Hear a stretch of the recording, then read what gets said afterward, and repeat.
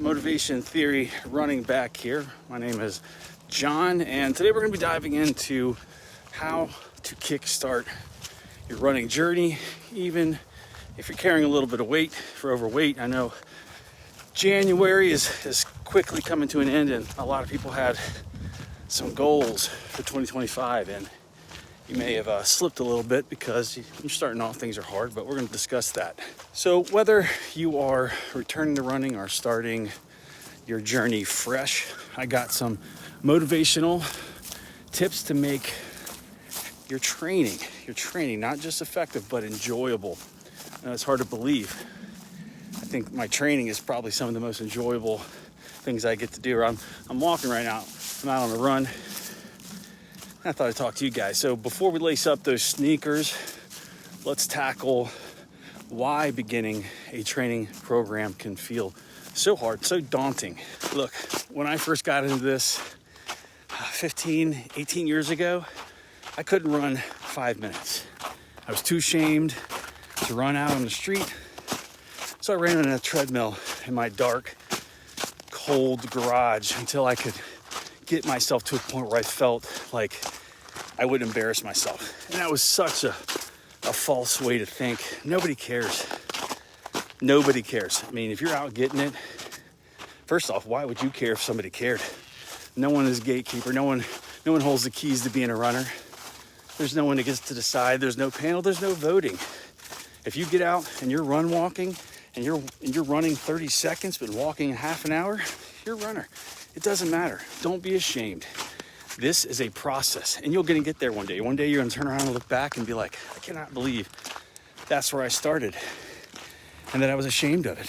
And you're going to help somebody else. You're going to stick that hand out and help the next person up and help them feel like they belong. And that's why I started this channel. You belong. You're one of us. We got you. There are generally two camps when it comes to starting out. First, the all or nothing approach, which a lot of people get into, where you dive in with, full force only to burn out because either you get hurt or it's too intense or it disrupts your life balance. You're just not used to fitting that in your schedule. Then there's the hesitation to start because you feel like you need to lose weight first. And I was definitely in that camp when I first started many, many years ago, especially where running and joint stress come into play and you're worried about your knees and stuff like that. It's a valid concern. But here's the key.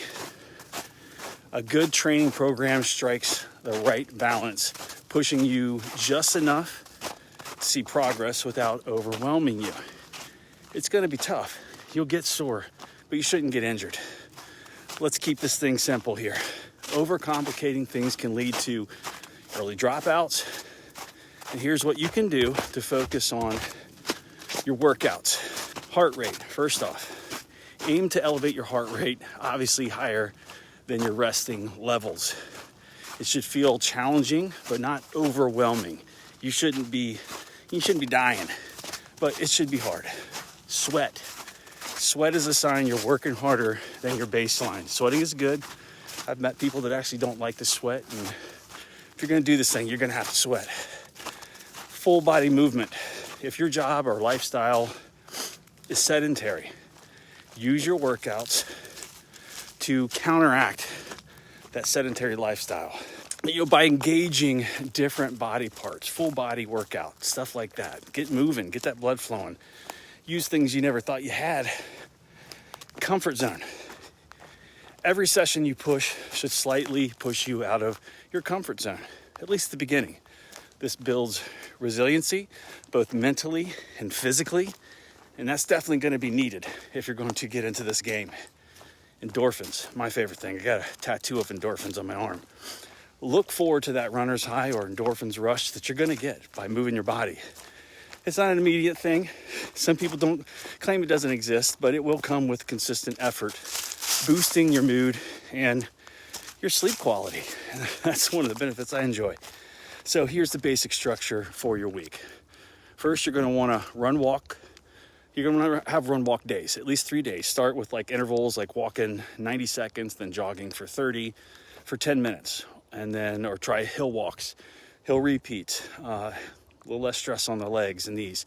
And focus on recovery sessions also. So if you're really sore from the first couple workouts, just have a day where you're taking it easy, walking, get out on a trail like this, enjoy yourself. Strength days, super important. At least 2 days a week, you're going to want to incorporate body weight exercises or light weights. For example, you could do air squats or elevated planks, glute bridges, push-ups, and vary your routine to keep it engaging so you're not getting bored or you're not overusing any one muscle group. Mobility and stretching, 5 to 6 days. Dedicate daily to keep your muscles limber and reduce injury. So foam rolling, stretching, things like that. Ice baths, hot baths, Epsom salt baths. Let's be concrete about your goals. 2 effective methods in doing this. Interval walk jog, you want to alternate between 90 seconds of walking, 30 seconds of jogging. Your hill workouts, you're going to walk up the hill at a moderate incline for a minute and then recover by walking down and repeat. Here's a sample session. 10 air squats, good for leg and core strength. 30 seconds of elevated plank works on the core stability. Then you're going to want to do 10 glute bridge raises. Target your glutes and lower back. And then you're going to want to do 5 elevated push-ups for upper body strength. And remember that resting between these rounds is crucial. All right. Whoa, almost busted my butt there in the mud. I'd be remiss if I didn't discuss a very important part of kind of your kickstart and coming back and losing weight. Nutrition. Nutrition is a controversial topic when it comes to running, and just people in the running field. People from road runners to ultra marathoners. You got people that will swear by the carnivore diet, or raw fruits and vegetables, a vegan diet. I won't prescribe to any one particular, and I have on this channel before because I know it works for me. What I will say is you will be much more hungry when you start exercising and running. The key factor here is to make sure you're not eating too much. That's the problem. People get back into it and you overestimate how much you should be eating because you're hungry and you've been exercising and you're going to justify to yourself, well, I've earned it. But, this is a huge but, no pun intended. You got to balance that. You can't eat everything you see because you will gain weight. But you need to eat enough to fuel your body as you're working out. You don't want to be chronically underfed, underfueled so that your workouts suck and you have no energy. You got to deal with that. So measuring, the only time I've ever been successful at losing weight and running is when I track everything I eat. That's the only way. That way I know what my caloric expenditure is through exercise and what I need. And that's the only way it works for me because my brain will lie. It will 100% lie. I've been there many times. So nutrition, very important. Get that squared away and the rest we'll do what it's supposed to do. It's a math problem. You got to burn off more than you take in. It's that simple. This is another question I always get. How many miles? I'm going to say when you're first starting off, you should go by time. Don't go by miles. Just literally go for time. Worry about increasing the time on your feet and a run-walk ratio to get you through those first several weeks, to get your fascia, your muscles, your tendons used to it so that you don't get plantar fasciitis and you don't get shin splints and things like that. Stop worrying about covering mileage. It doesn't matter. It's time on feet. Worry about finishing. Say I'm going to go out and move for 25 minutes the first time or 30 minutes or get out on a trail like this. That's beautiful. And just enjoy yourself. The perceived effort's going to be higher because you're going to be going up and down hills. You're going to be jogging a little bit, walking hard, power hiking, walking up hills, walking down hills. And all that time out here, depending on the technicality of your trail, it could be getting that proprioception between the brain and the feet. And your ankles are going to be moving like this all over the place, strengthening those shin muscles, calf muscles, all of the tendons, and getting it all used to new movement. You're going to be stronger for it. Stop worrying about how many miles. I know that's a thing that comes up. I'm not even sure where that comes from. Don't worry about mileage. Just go out, concentrate on time. The miles will come. Now let's talk about holding yourself accountable probably one of the biggest and most important parts of all this. Starting can be tough, but staying motivated is where the real challenge lies. When things get hard, what are you gonna do? Where's the discipline day in and day out? Keep a training journal.